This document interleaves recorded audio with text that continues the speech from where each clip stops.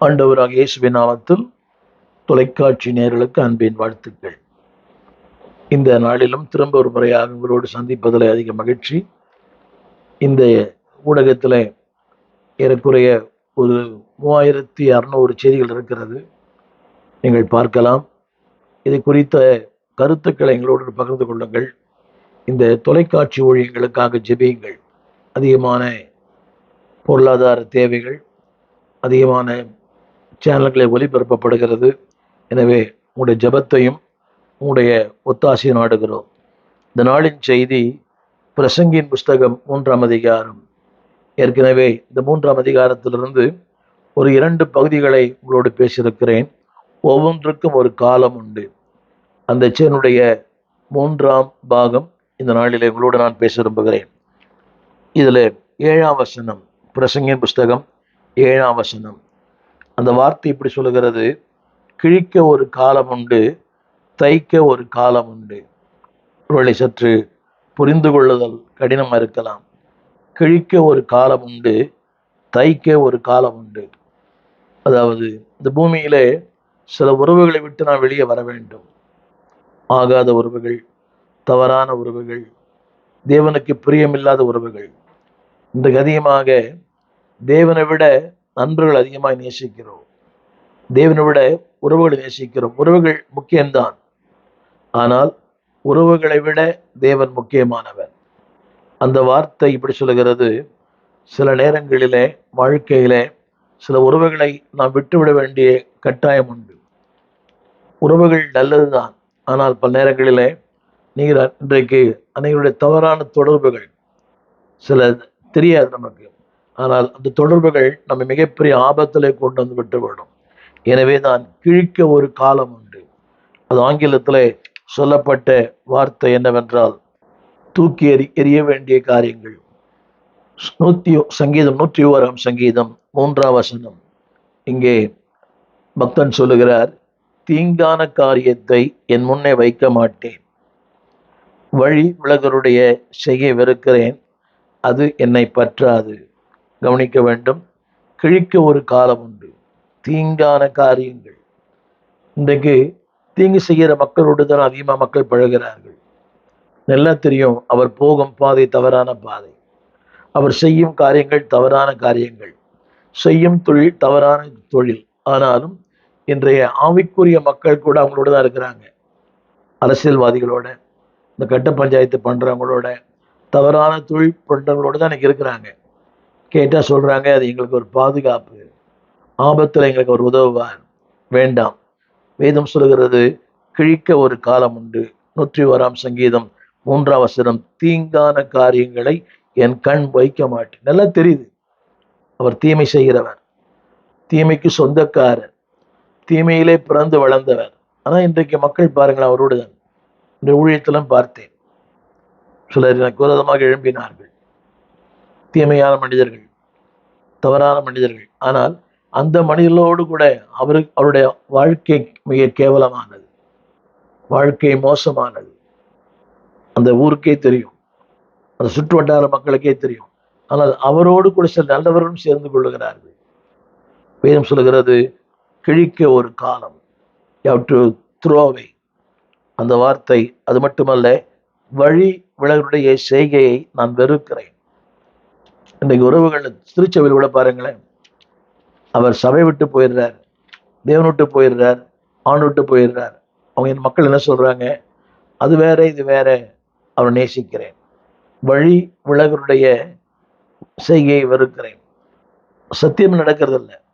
தவறான திருமணம், தவறான வாழ்க்கை, தவறான காரியங்கள். என்ன சொன்னது போல சபைக்கு வர்றதில்லை, எல்லாம் விரோதமாய் தியோத்திரைப்பை போல அலப்புகிறது, விரோதமாய் பேசுகிறது, எல்லாமே ஆப்போசிட். ஆனாலும் அவருடைய காரியங்களை பார்க்கும்போது அப்படிப்பட்ட மக்களை திருச்சபையை நேசிக்கிறார்கள். அதுக்கு பல உதாரணங்கள் வசனம் சொல்லுவாங்க, அது தவறு. அந்த வார்த்தை கவனியுங்கள், வழி விலகருடைய செய்கை. ஒரு காலத்துல சபையை நேசித்தார், நீ சபைக்கு விரோதமா இருக்கிறார். ஒரு காலத்துல ஊழியை நேசித்தார், ஊழியனுக்கு விரோதமா இருக்கிறார். ஆனா அப்படிப்பட்டவர்களை நேசிக்கிற மக்கள் மிக பரிதாபம். படிக்கிறேன், வழி இவர்களுடைய செய்களை வெறுக்கிறேன். என்னை கேட்டுக்கொண்டு அன்பு தேவ பிள்ளையே, அதாவது அவரை கூட்டிக் கொண்டு வர வேணும், அது உண்மைதான். திரளான பாவங்களை மூடும், உண்மைதான். ஆனால் வழி விலகுகிறவர் வார்த்தையை விட்டு, தன் சொந்த மனைவி விட்டு, சொந்த கணவனை விட்டு, சொந்த பிள்ளைகளை விட்டு, அது அவர் எப்படி திருச்சபையில மூப்பராக இருக்க முடியும்? அவர் எப்படி சமுதாயத்தில் ஒரு அங்கீகரிக்கப்பட்ட மனிதனாக இருக்க முடியும்? வேதம் சொல்கிறது அதற்கு ஒரு காலம், நன்மைகள் உண்டு, அவரால் நன்மை பெறலாம். ஆனால் வேதம் சொல்கிறது அது என்னை பற்றாது. எத்தனை பேர் நிச்சயம் பார்த்தீங்களா? இன்னைக்கு அந்த காரணம் அவர் தப்பு பண்றாரு, இவரும் தப்பு பண்றாரு. ஊழியர் நிறைய பேரை பார்த்தேன். ஒருவர் ஒரு ஒரு போலி பத்திரத்தை தயாரித்தார், அடுத்தவரும் அதே மாதிரி செய்யறார். ஏன்னா அவர் நீங்க ஒன்றும் பண்ணலையே, அவர் நல்லாத்தான் இருக்கிறாரு, எனவே நானும் நல்லாத்தான் இருப்பேன். அந்த வாசம் இருக்கிறது அது என்னை பற்றாது. என்னை கேட்டுக்கொண்டிருக்கிற அன்பு தேவ பிள்ளையே, தீங்கான காரியங்கள் உன்னை பற்றி இருக்கிறதா? திரும்ப திரும்ப சொல்கிறேன், தேவையற்ற இந்த காரியங்கள் சொல்ல போன நிறைய பேர் இந்த அடியடி சண்டை, அரசியல்வாதிகள், கட்ட பஞ்சாயத்து. ஒருவர் சொல்றாரு எனக்கு ஃபோன் பண்ணி, நான் இந்த கட்சியில உறுப்பினராக சேரப்போகிறேன் என்ற ஊழியர். அது ஏன்னா என்னை பழி வாங்க வேண்டுமா? என்னை பழி வாங்குவதற்காக ஒரு கட்சியில எவ்வளவு துக்கம். அது அவரே பழி வாங்கப்படுவார் எனக்கு தெரியல. வசனம் சொல்லுகிறது அது என்னை பற்றாது. என்னை கேட்டுக்கொண்டு அன்பு ஊழியர்களே, don't follow the wrong people, don't follow the wrong way. தவறான மக்கள், தவறான காரியங்கள், தவறான செயல்களை பின்பற்ற வேண்டாம். ஒரு சொன்னது அதை கிழித்து போடுங்கள், தமிழ்ல கூட கிழித்து போடுங்கள், த்ரோ இட் அவே. அடுத்து ஒரு சொல்றது தைக்க ஒரு காலம் உண்டு. ஒரு நாள் சேரலாம், அவங்க மனம் திரும்பி ஆண்டோட ஒருமனப்பட்டு ஆண்டோடு இசைந்து வந்தா you can have a fellowship. எனவே தான் ரோமர் 12:6-16 இப்படி சொல்லுகிறது. 16 சேர்க்க ஒரு காலம் உண்டு, அதனுடைய கிழிக்க ஒரு காலம் உண்டு என்ற வார்த்தைக்கு எந்த நான் மேட்டுமையானவைகளை தூக்கி போடுங்க. அதாவது அடுத்து சேர்க்க ஒரு காலம் உண்டு, தாழ்மையாயிருங்க, இணங்குங்கள், உங்களையே புத்திமான் என்று எண்ணிக்கொள்ளாதிருங்கள். சேர்க்க ஒரு காலம், அதாவது ஒரு நாள் வரும், அந்த நாளிலே உங்கள் உறவுகள் புதுப்பிக்கப்படும், உங்கள் நட்பு புதுப்பிக்கப்படும். அவரே நினைப்பார், என்ன நம்மோடு இருந்தாங்களே, நம்மளை விட்டு போயிட்டாங்களே. வேதம் சொல்லுகிறது அதற்கு ஒரு காலம் உண்டு, சேர்ப்பதற்கு ஒரு காலம் உண்டு. எனவே திரும்ப திரும்ப நான் வலியுறுத்த விரும்புகிறேன், அது மாதிரி கடினம். இவ்வளோ நாள் பழகிட்டோம், எப்படி அவரை விட்டு போகிறது? எல்லாரும் கேட்குற கேள்வி. பழகிட்டேன் பாஸ்டர், பழகிட்டேன் ஐயா, எப்படி தூக்கி எறியது? நீங்கள் தூக்கி எறிய விட்டால் உங்களுக்கு ஆபத்து. திரும்ப அந்த வார்த்தை சொல்லுகிறது அது உங்களை பற்றி கொள்ளும். பற்றி கொள்ளும் மட்டுமல்ல, உங்களுக்கே அது ஆபத்தாய் முடியும். இன்றைக்கு பாருங்கள், ஒரு நபரை பிடிக்கிறார்கள், ஒரு குற்றவாளியை. அந்த குற்றவாளியோட தொடர்புள்ள அத்தனை பேருக்குமே பிரச்சனை. ஆராய்ந்து அறிந்து யாரோடலாம் அவருடைய லிங்க் இருக்குது, யாரெல்லாம் அவரோட தொடர்பு இருக்குது, எல்லாருமே. ஒரு குற்றவாளி கண்டுபிடிக்கப்படுகிறார், கண்டுபிடிக்கப்பட்ட அடுத்த நிமிஷமே அவரோடு தொடர்பில் அத்தனை பேரும் பாதிக்கப்படுறாங்க. அப்ப அவங்களுக்கு தெரியல நாம் பாதிக்கப்படுவோம். நன்மை பெற்றார்கள், ஏதோ கொஞ்சம் பணம் கொடுத்திருப்பார், உதவி செஞ்சிருப்பார். ஆனால் அந்த உதவி, திரும்ப சொல்லுகிறேன், எப்படிப்பட்ட உதவி? எனவே கிழிக்க ஒரு காலம் உண்டு. இதையெல்லாம் உங்கள் வாழ்க்கையில தூக்கி எறிய வேண்டுமோ தூக்கி எறியுங்கள். அடுத்த ஒரு வார்த்தை, தைக்க ஒரு காலம் உண்டு. God will unite that. உங்களை சேர்ப்பார், உங்களை உருவாக்குவார், உங்களை பயன்படுத்துவார். அடுத்த ஒரு வசனம் இருக்கிறது, மௌனமாய் இருக்க ஒரு காலம் உண்டு, பேச ஒரு காலம் உண்டு. இந்த மௌனமாய் இருப்பது என்பது கடினம். குடும்பங்களை கூட பாருங்களேன், ஒரு வார்த்தை பேசினா 10 வார்த்தை பேசுகிற மனைவி, ஒரு வார்த்தை பேசினா 10 வார்த்தை பேசுகிற பிள்ளைகள். காலங்கள் மாறுகிறது. அன்னைக்கெல்லாம் எங்க அப்பா அம்மா கிட்ட நான் பேச முடியாது, நீ உட்கார்ந்தே பேச முடியாது, அப்படி வளர்க்கப்பட்டோம். நீங்களும் அப்படி இருந்திருப்பீங்க, உட்கார்ந்தே பேச முடியாது. என் பொதுநலத்துல நான் ஒரு பொதுநலத்துல பணியாற்றினேன் 16 ஆண்டுகள். உட்கார்ந்து பேசின நேரங்கள் மிக குறைவு, நின்று கொண்டுதான். அது ஒரு மரியாதை, அது தேவனுக்கு கொடுக்கிற ஒரு மரியாதை. ஆனால் இன்னைக்கு அப்படி இல்லை. எல்லாரும் கால் மேல காலை போட்டு தான் பேசுறாங்க. கேட்டா சமத்துவம் வேண்டாம். வசனம் சொல்லுகிறது மௌனமாயிருங்கள். அது ரொம்ப கஷ்டம். நிறைய பேருக்கு எனக்கு கிருபை இருக்குது, எனக்கு வரம் இருக்குது, எனக்கு வல்லம் இருக்குது, எனக்கு தாளந்து இருக்குது, எங்க பாஸ்டர் என்னை பயன்படுத்த மாட்டேன்றார். வேண்டாம். Be silent for some time. தேவனே உங்களை உயர்த்துவார் மௌனமாக இருக்க. நீதிமொழிகள் 10ஆம் அதிகாரம் 19ஆம் வசனம். சொற்களின் மிகுதியினால் பாவம் இல்லாமற் போகாது, தன் உதடுகளை அடக்கிறவனோ புத்திமான். மௌனமாயிருப்பு சில காலங்கள் உண்டு. காலம் சென்ற தமிழகத்தின் முதலமைச்சர் கர்ம வீரர் காமராஜ் அவர்கள் அவ்வளவு உணர் கேட்டாங்களாம், நீ ரொம்ப பேச மாட்டேன்றீங்களே, என்ன காரணம்? அப்ப சொன்னாராம், அவர் ஒரு கிறிஸ்தவ பள்ளியில படித்திருக்கிறார் விருதுநகர்ல. பேசாதிருந்தால் மூடனும் ஞானி ஆவான் என்று அந்த பள்ளி ஆசிரியர் சொல்லிக் கொடுத்த வார்த்தை அவருக்கு நினைவில் இருக்கிறதாம். பேசாதிருந்தால் மூடனும் ஞானி ஆவான். இன்னைக்கு பேசி பேசியே நம்ம கெடுத்துடுறோம். குடும்பங்கள்ல கூட அப்படித்தான், பேசிட்டே இருக்கணும். சின்ன பிள்ளைகள் பாருங்க, அவங்க பேசிட்டே இருப்பாங்க. அவங்க அவங்களுடைய அவங்க அவங்க நிலைமை அப்படித்தான். They want to speak. வேதம் சொல்லுகிறது சில மௌனமாக இருங்க. கர்த்தரும் சில மௌனமாக இருக்கிறார். இவ்வளோ ஜெபிக்கிறோம், இவ்வளோ வேதம் வாசிக்கிறோம், இவ்வளோ ஊழியம் பண்ணுறோம், but still we don't get the answer. காரணம், அவருடைய மௌனம் நம்மை சீர்குலைக்க அல்ல, உருவாக்க. அவருடைய மௌனம் நம்மை இன்னும் மேன்மைப்படுத்த, இன்னும் சிறப்பாய் கட்ட.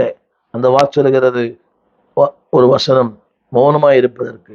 அங்க அர்த்தம் என்னவென்றால், உதடுகளை அடக்குகிறவன் புத்திமான்.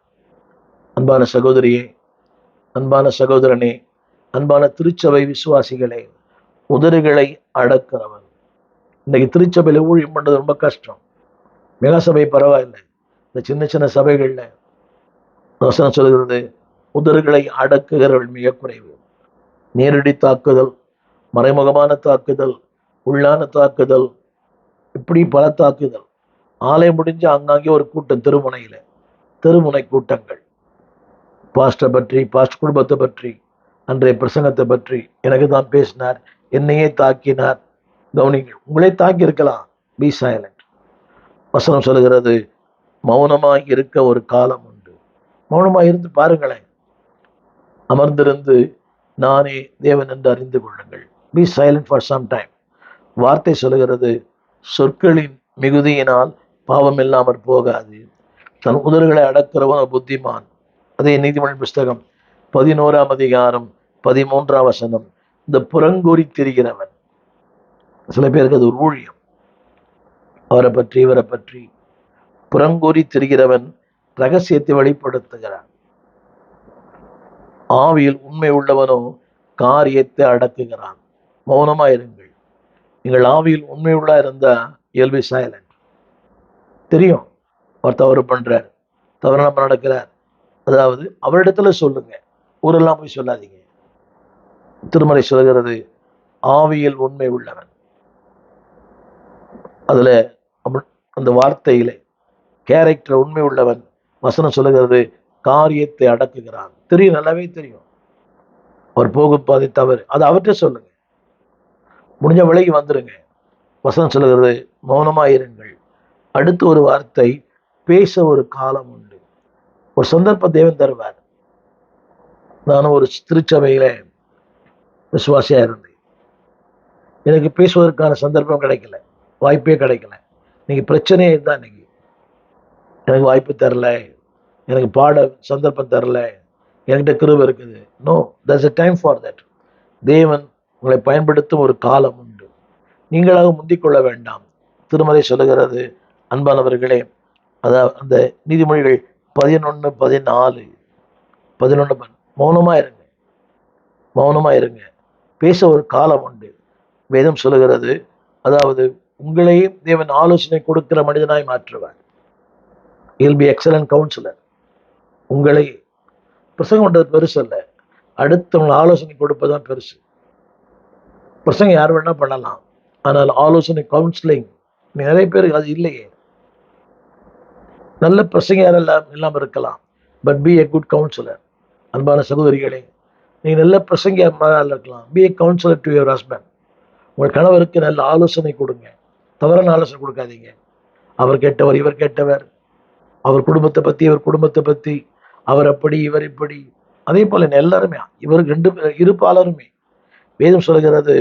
கவனிங்க, எங்கே அந்த ஆலோசனை இல்லையோ, பேச நேரத்துல பேசணும், கட்டாயம் பேசுங்க, பயப்படாதீங்க, முகதாட்சியினை வேண்டாம். அந்த இங்க நீங்க பேசலன்னு விழுந்து போவாங்க. பேச வேண்டிய நேரம் உண்டு. ஆரம்பத்தில் சொன்னேன், மௌனமா இருக்க ஒரு நேரம் உண்டு. Don't be jump. சில பேருக்கு எல்லாத்துலயும் மூக்க நுழைக்கணும். அப்படி நுழைக்கலைன்னா அவங்களுக்கு தூக்கமே வராது. சம்மதமே இல்லை, பிரச்சனை அவருக்கும் இன்னொருவருக்கும். ஆனால் இவங்க உள்ள நுழைவாங்க. கேட்டா இல்லை, நான் பொதுநல சேவை செய்கிறேன். அது பொதுநல சேவை இல்லை, உங்களுக்கு நீங்களே மண்ணை வாரி போட்டுக்கிறீங்க. Be silent. வேதம் சொல்கிறது, பேச வேண்டிய நேரம் உண்டு, பேசுங்க. அப்படி பேசுறீங்கன்னா அந்த நேரத்தில் பேச சுகம் உண்டாகும். நீதிமொழிகள் 11:14. உங்களுடைய ஆலோசனை அநேகருக்கு தெய்வீக சுகத்தை தரும், உள்ளான சுகத்தை தரும், வெளியான சுகத்தை தரும். Speak when there is a time for that. அதுக்கு நேரம் உண்டு. இன்னைக்கு நிறைய பேருக்கு பிரச்சனை அப்படிதான். எனக்கு வாய்ப்பு தரல, எனக்கு பிரசங்கம் பண்ண தரல. இல்லை, ஆண்டவர் ஒரு நாள் உங்களையும் பயன்படுத்துவார், உங்களையும் பயன்படுத்துவார். நான் அநேக வருஷங்கள் சும்மா தான் இருந்தேன். என் நிலவை தெரியும், எனக்கு தேவனுடைய வார்த்தையை தந்திருக்கிறார். அந்த கிருபை இருக்குன்னு எனக்கே தெரியும். ஆனால் என் கிருபை எனக்கு தெரியாதா? நல்லாவே தெரியும். But still I was so silent. இதில் இன்னொரு வேடிக்கை என்னவென்றால், இன்னொரு வேடிக்கை, எனக்கு பிந்தி வந்தவர்களெல்லாம் போதகராக அபிஷேகம் பண்ணப்பட்டார்கள். எனக்கு பிந்தி அந்த ஊழியத்தில் வந்தவர்கள் எல்லாம் போதகராக அபிஷேகம் பண்ணப்பட்டாங்க. வயசுல ரொம்ப குறைவு உள்ளவங்க தான், படிப்பிலும் குறைவு உள்ளங்க. அவங்களுக்கு அந்த அங்கீகாரம் கிடைச்சது. அதுக்கு அங்கீகாரம் கிடைக்கல. அதுக்கு பல காரணங்கள் உண்டு. ஆனால் தேவன் நம்மை அங்கு ஒரு நாள் அங்கீகரிப்பார். தேவன் ஒரு நாள் நம்மை உயர்த்துவார். வேதம் சொல்கிறது, அன்பானவர்களே, அது மட்டுமல்ல, ஆண்டவர் அந்த அமைதியா இருந்தீங்கன்னா சத்துருவின் கையிலிருந்து உங்களை விடுவிப்பார். இன்னைக்கு பிரச்சனையா நுணலும் தன் வாயால் கேடும். பிரச்சனையே வாயால் தான். எதை பேசணும், எதை பேசக்கூடாது, எப்படி பேசணும், யாரிடத்துல பேசணும், யாரோடு பேசுகிறோம். நிறைய பேர் இன்னைக்கு ஊழியக்காரோடு பேசுகிறோன்னு தெரியல. கை நீட்டி பேசுகிற ஆட்கள்லாம் இருக்கிறாங்க ஊழியக்காரனோடு. அது ஆபத்து, அது ஆபத்து. Don't put your finger against the pastor. ஒரு ஊழியனோடு கை நீட்டி பேசாதீங்க. நீங்கள் நிறைய பேர் கை நீட்டி பேசுகிற ஆட்களாக இருக்கிறாங்க. அது உங்களுக்கு ஆபத்து. வேதம் சொல்லுகிறது, அன்பானவர்களே, நீங்கள் அமைதியாக இருந்தீங்கன்னா வேதம் சொல்லுகிறது, தேவன் உங்களுக்காக யுத்தம் பண்ணுவார். அமைதி இல்லாவிட்டால் உங்கள் வாழ்க்கையிலே வெட்கமும் வேதனை உண்டாகும். நீதிமொழிகள் 18:13. அதை சும்மா பேசணும். எதுக்கு எடுத்தான் பேசணும்? கவனிங்க, காரியத்தை கேட்கும் முன் உத்தரம் சொல்லுகிறவன். சும்மா பேசிட்டே இருக்கணும். சில பேர் என்ன பேசுறவங்க வரோம், என்ன சொல்ல வராங்க. குடும்பங்களோட பாருங்களேன், கணவன் என்ன சொல்றாரு, மனைவி கேட்கறதே இல்லை. மனைவி என்ன சொல்றாங்க, கணவன் கேட்கறதே இல்லை. உடனே ஒரு பதில், ஒரு அணுகுண்டு. திரும்ப சொல்லுகிறேன், அது உங்களுக்கு வாழ்க்கையில வெட்கத்தை தரும். Be silent. கேளுங்க, ஆண்டுகிட்ட கேளுங்க, ஆண்டவரே, எனக்கு மௌனமா இருப்பதற்கு எனக்கு கிருபை தாங்க. இன்னைக்கு நான் துணை குடும்பங்களை பார்க்கிறேன். அரை நூற்றாண்டு ஊழியத்திலே ஊழியம். ஒரு சில பெண்கள் மட்டும்தான் மௌனமா இருக்கிறாங்க. நான் அதாவது இன்னைக்கு அதிகமா இன்னொரு வேதனை என்ன தெரியுமா? அவர் பாவம் மௌனமா இருக்கிறார், இந்த அம்மா பேசுறாங்க. தீர்மானிக்கிறதெல்லாம் இந்த அம்மா தான். அது இருக்கட்டும், பரவாயில்லை. ஆனால் அது சரியான தீர்மானமா பாருங்க. அவரே அந்த அம்மா கிட்ட தான் சொல்றாரு. காணிக்க கூட அந்த அம்மா கிட்ட தான் கொடுக்குறாரு. நான் தவறாய் சொல்லவில்லை, சமத்துவம் தேவை. ஆனால் தீர்மானிக்கிற உரிமை கர்த்தர் கொடுத்திருக்கும் போது நீங்கள் தீர்மானியுங்கள். எங்கே வளைந்து கொடுக்க வேண்டுமோ வளைந்து கொடுங்கள், எங்கே நிமிர வேண்டுமோ அங்கே நிமிருங்கள். எல்லா இடத்திலும் வளைந்து கொடுப்பது என்பது தவறு. புருஷனே தலையா இருக்கிறார். நிறைய குடும்பங்கள்ல அது இல்லை என்பது வெட்ட வெளிச்சம். அது அப்படிப்பட்ட குடும்பங்கள் சிறந்ததாக எனக்கு தெரியல. ஆலோசனை கேளுங்க, ஆலோசனை பெற்றுக்கொள்ளுங்கள். கன்சல்ட், கமிட்டட் எல்லாம் முக்கியம்தான். ஆனால் தேவனுடைய அந்த தீர்மானத்தை நீங்க தான் செய்யணும்.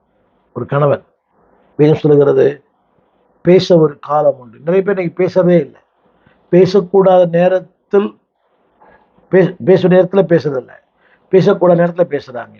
எனக்கு அப்போவே தெரியும், அப்போவே நினச்சேன், எனக்கு அப்போவே தோணுச்சு, அப்போவே ஆண்டவர் சொன்னார். அது அப்போ பேசியிருக்கணும். பேச வேண்டிய நேரம். அதில் ஒரு வார்த்தை போட்டிருக்குது, மௌனமாக இருக்க ஒரு காலம் உண்டு, பேச ஒரு காலம் உண்டு. தேவன் சொல்றாரு, மகளே நீ பேசு. ஒரு மாபெரும் தேவ மனிதன் சார்ல்ஸ் ஃபென்னி, ஒரு நாள் அவருடைய அறையிலே மிகப்பெரிய கூட்டம், தொடர்ந்து அவர் பிரசவம் பண்ணி கொண்டே இருக்கிறார். அந்த இரவு கொஞ்சம் லேட் ஆயிடுச்சு. தன் அறையிலே படுத்திருந்தார். கர்த்தருடைய ஆவியானவர் பேசுறாரு, நீ இப்போ பக்கத்தில் இருக்கிற அந்த ஒரு நபரோடு பேசு. அவர் சொன்னார், ஆண்டவர் ரொம்ப டயர்டா இருக்கிறேன், பல பேருக்கு ஜெபம் பண்ணி இருக்கிறேன், காலையில அவரோட நான் பேசுறேன் ஆண்டவரே, கட்டாயம் பேசுவேன் அப்படின்னாராம்.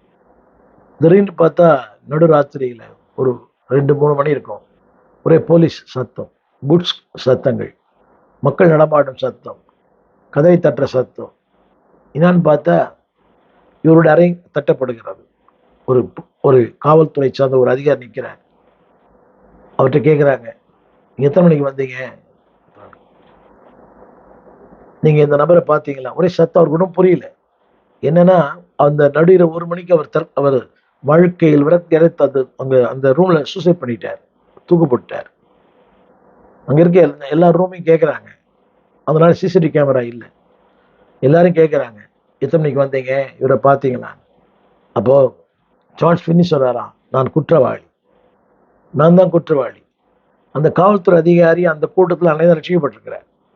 சார்ல்ஸ் ஃபென்னி கூட்டத்தில் அந்த காவல்துறை அதிகாரி அன்றைக்குத்தான் இயேசுவுக்கு தன்னை ஒப்பு கொடுத்தார். அந்த காவல்துறை அதிகாரிக்கு பார்த்தோன்னே பெரிய ஆச்சரியம். ஐயா, நீங்க எந்த இங்கே தான் இருக்கு, இங்கே தான் இருக்கு. அவர் சொன்ன, நான் தான் குற்றவாளி, என்னை கைது பண்ணுங்க. ஐயா, நீங்க இப்பதானே நானே உங்க கூட்டத்தில் இன்னைக்கு தான் நான் ஒப்பு கொடுத்தேன், இயேசு பின்பற்றி தீர்மானித்தேன், நீங்க குற்றவாளின்னு சொல்றீங்களா? ஆமா, நான் பேச வேண்டிய நேரத்தில் பேசல, தேவன் பேச சொன்னார், நான் பேசல. so silent. என்னுடைய மௌனம்தான் அவருடைய மரணம். அன்பு தேவ பிள்ளைகளே, பேசுங்க. ஒரு ஆத்மாவோட ஆண்டவர் பேசும்போது பேசுங்க. B bolt. நீங்க துக்கப்படாதீங்க. ஒரு சாட்சி சொல்ல விரும்புகிறேன். என்னுடைய கல்லூரி நாட்களில் அப்பதான் போய் சேர்ந்தேன். அந்த நாட்களில் பியூசி. ஆண்டவர் சில பேரோட பேச சொன்னார். ஒரு பிராமண சகோதரனோட அவரோட பேசினேன். இயேசு ஏற்றுக்கொண்டார்.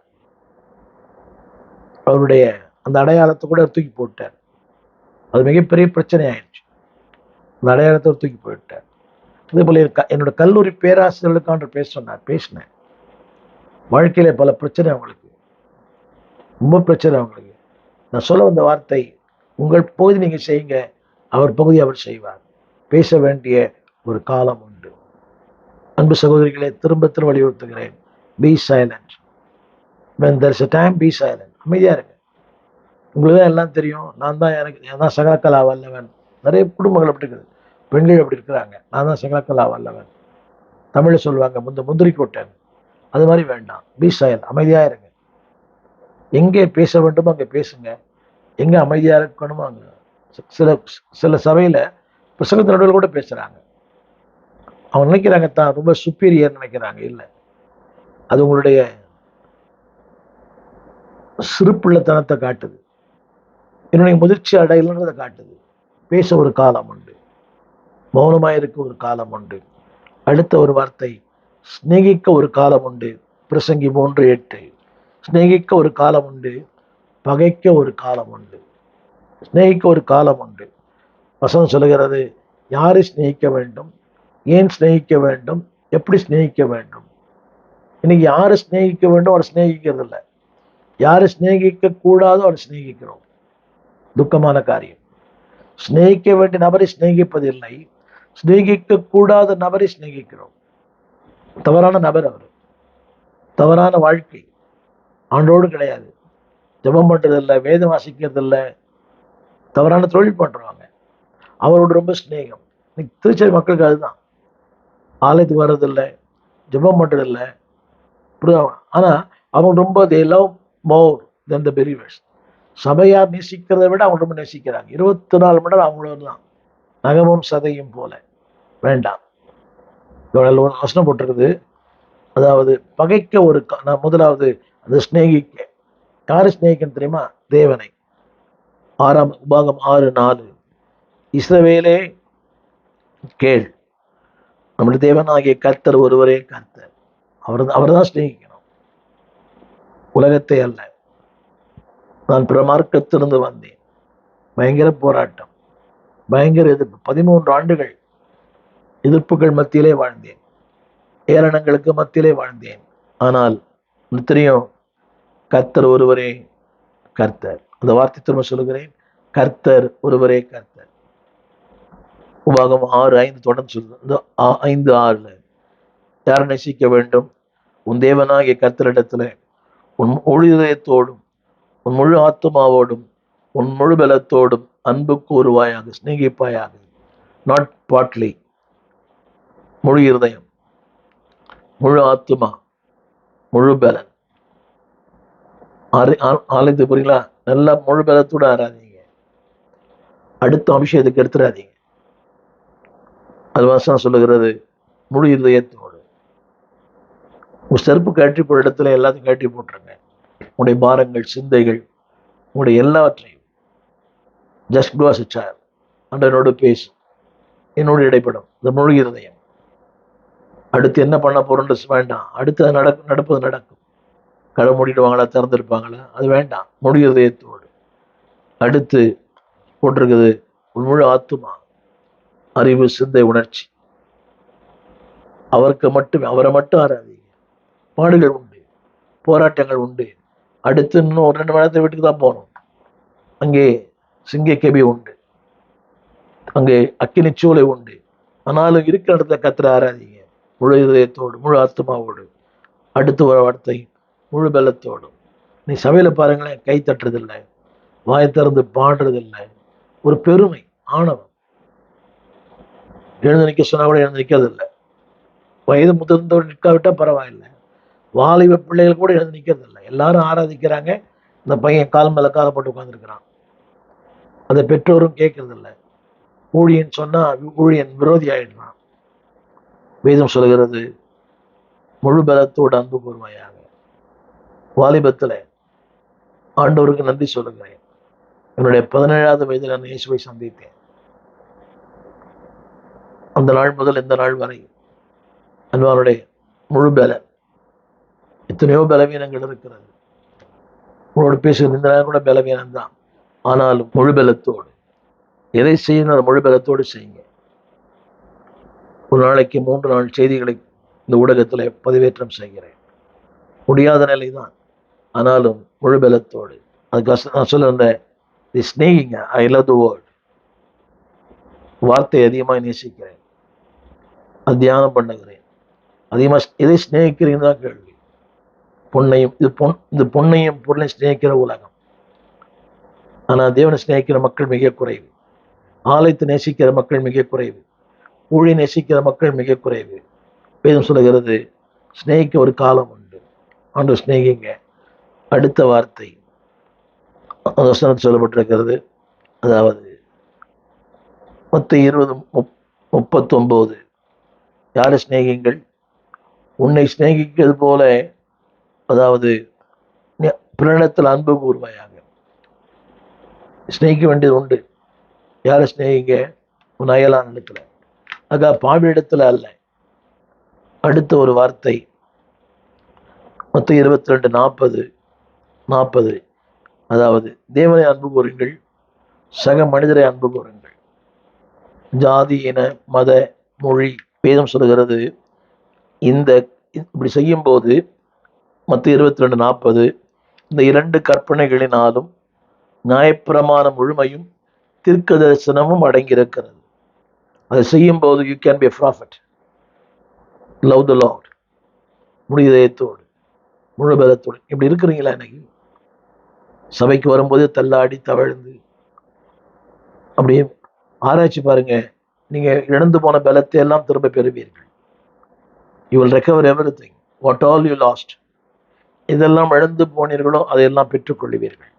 முழு பலன். ஊழியர்களே, சோர்வுகள் உண்டு, அசதிகள் உண்டு, ஏளனங்கள் உண்டு, பரியாசங்கள் உண்டு, நிந்தைகள் உண்டு, அவமானங்கள் உண்டு, இலக்கரிப்பு உண்டு. நம்முடைய வீட்டாரே நமக்கு சத்துருக்கள். Will still go on.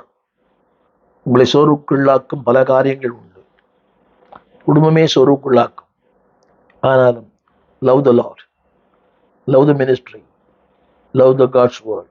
ஒருவன் தேவனை உண்மையாய் அறிந்திருந்தால் நிச்சயம் தேவனை அன்பு கூறுவான். இன்றைய அன்புடைய தாட்சி they doesn't know fully.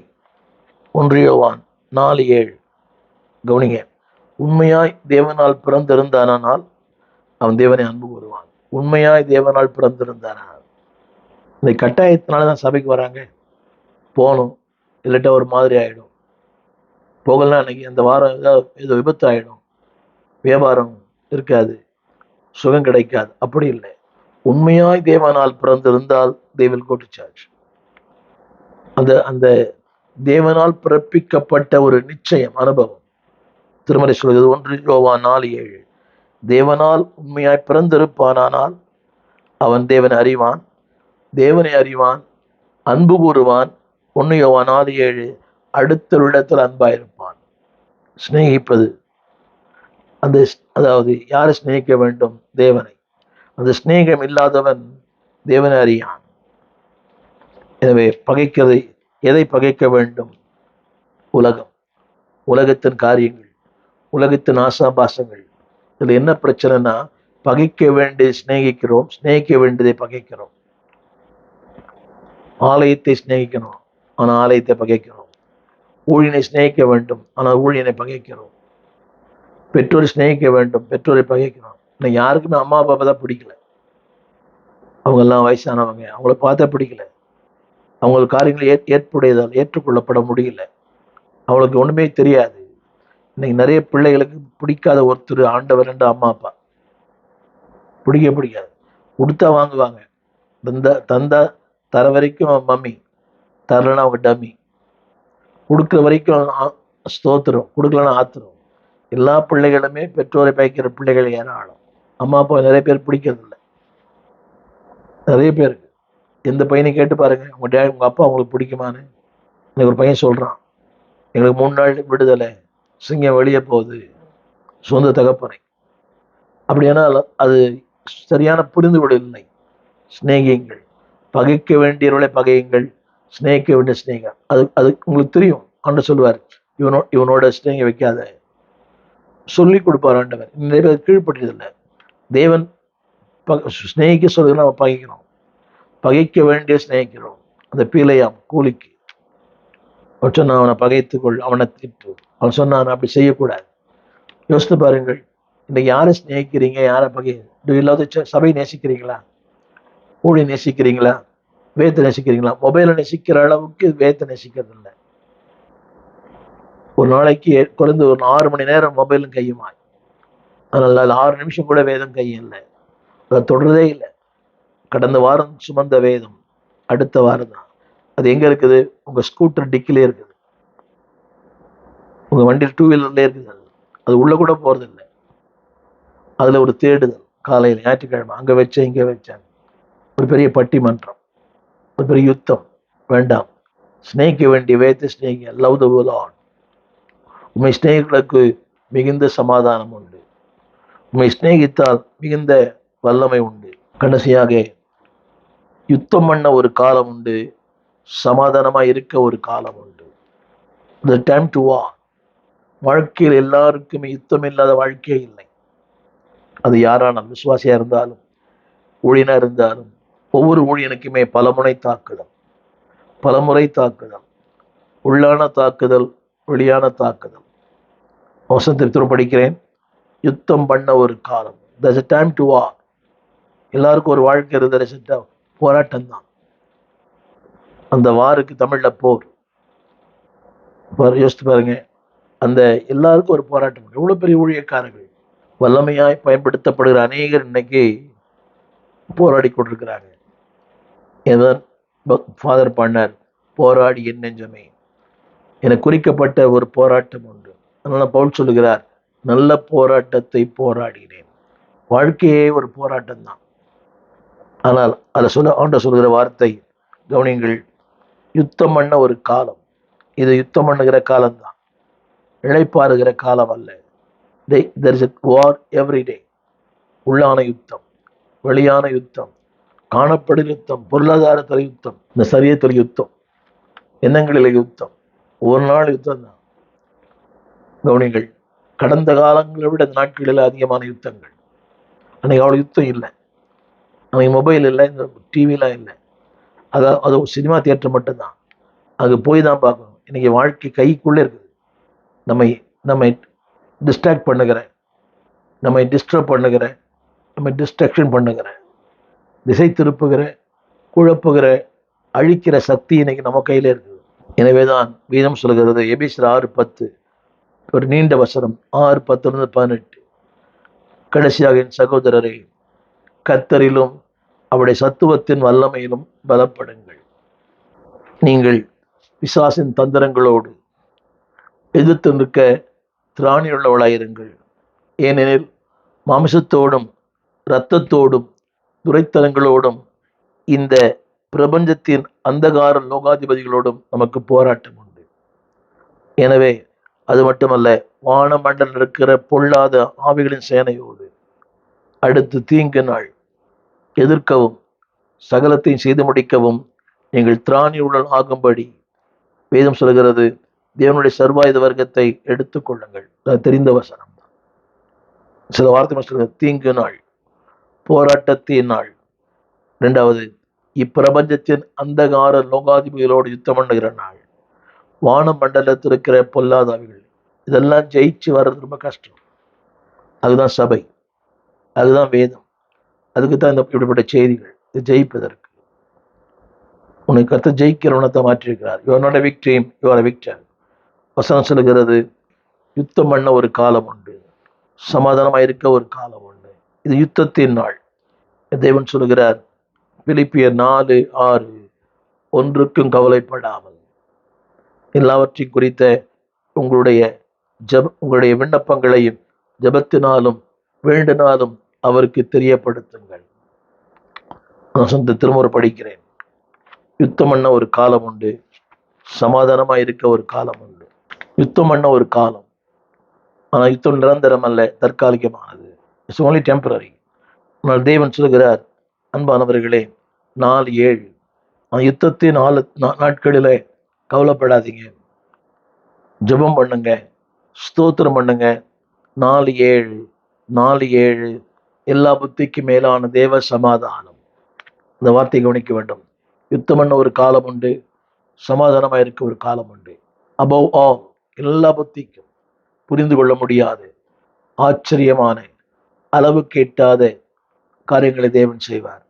அந்த வார்த்தை சொல்கிறது, உங்கள் இருதயங்களையும் உங்கள் சிந்தைகளையும் கிறிஸ்து இயேசுவுக்குள்ளாய் காத்துக்கொள்ளும். அது மட்டுமல்ல, ஒரு நாள் வரும், சமாதானத்தின் தேவன் தாமே உங்களை உறுதியாய் பார்த்து கொள்வார்.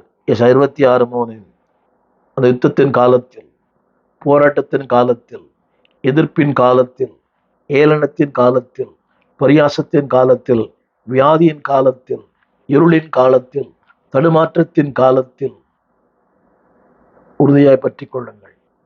அப்படி செய்யும்போது அவர் உண்மையே நம்பியிருக்கிறபடியினால் நீர் அவனை பூர்ண சமாதானத்தோடு காத்துக்கொள்வீர். இந்த 2 வசனங்கள்ல, பிலிப்பியர் 4:7 தேவ சமாதானம் உங்களை காக்கும்.